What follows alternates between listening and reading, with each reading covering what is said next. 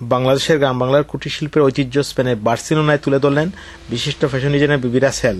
গতকাল বার্সেলোনায় Spanish company লা রোকা ভিলেজ উদ্বোধন করল বাংলাদেশের গ্রাম বাংলার হাজারো বছরের ঐতিহ্যবাহী নকশিকাঁথা, মণিপুরী শাড়ি, চাদরসহ কুটির শিল্পের শোরুম। এ ব্যাপারে লা রোকা ভিলেজের পরিচালক বলেন, as ambassador for Bangladesh and really have the opportunity to support and help all her projects.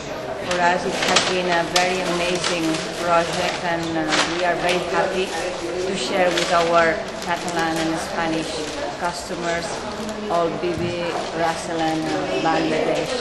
বিশিষ্ট ফ্যাশন ডিজাইনার বিবি রাসেল এই সাফল্যকে বাংলাদেশে ৮০ গরিব মানুষের প্রতি উৎসর্গ করে বলেন, বাংলাদেশের ক্রাফটসকে এত সুন্দর করে দোকান, আমার মনে হয় এটা আমার ড্রিম ছিল যে বাংলাদেশকে নাম্বার 1-এ নিয়ে আসতে পেরেছি। এখন ধরে রাখার ব্যাপার।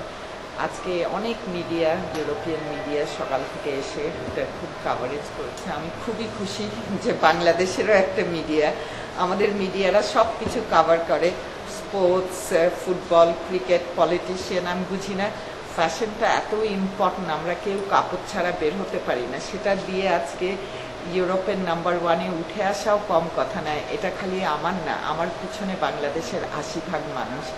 এখানে সবকিছুই সম্পূর্ণ আমাদের যে গ্রাম্য একটা ঐতিহ্য সেটাই তুলে ধরেছেন আমাদের শ্রদ্ধেয় বিবি রাসেল।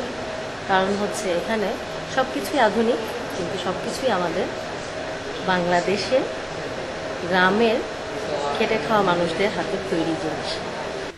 এছাড়া আগামী কয়েক সপ্তাহের মধ্যে ইউরোপের বিভিন্ন দেশে বিবি রাসেলের ডিজাইনে কুটির শিল্পের শোরুম উদ্বোধন করা হবে বলে জানা যায়। রূপচাঁদ দাস, রূপক, বাংলা টিভি, স্পেন।